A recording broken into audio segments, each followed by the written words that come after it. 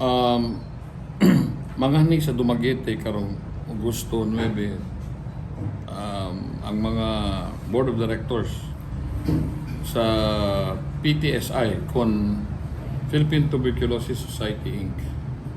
nga there will be a ceremonial signing at 10 o'clock of the deed of donation nga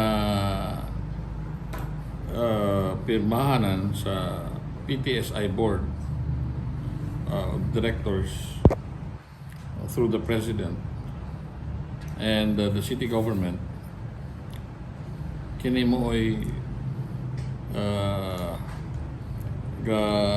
pamatuod nga ang PTSI i-donate o i-donar ang about 1 hectare property nga naadiyag giugbo karon ang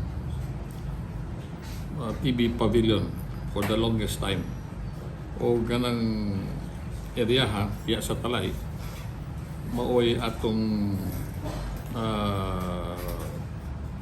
luna sa future hospital, tertiary hospital nga pagatukuron dinhang luna, dinhang area. Hopefully kaning regional hospital ni sa Department of Health, it will be a specialty hospital, and hopefully pag akong finalize ning naputay pagkampon nga agreement sa Department of Health towards this end, so natagaan na natong solusyon ang gradual build-up of medical resources or facilities sa city. First, nihatay duha ka family or and super family clinic. Nasa Baong Pandan, nasa Talay. Naapo diha sa Talay karon sa Farmstead ang atong city health office, 2-story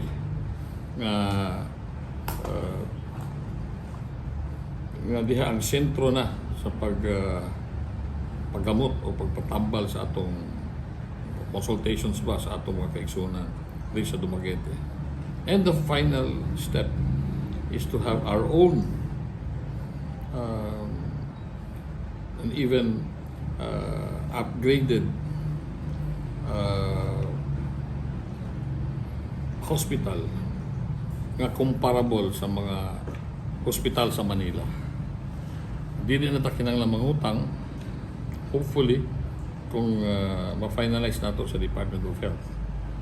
So pag demolish nato ang old building sa TB Pavilion, awa nagigamit, and part of the infrastructure that we will be building is to widen, palapdan nato ang existing road network all around the TB Pavilion compound. This will also open up roads going to Balugo and Kadawinunan. Paingon na po sa atong diversion road.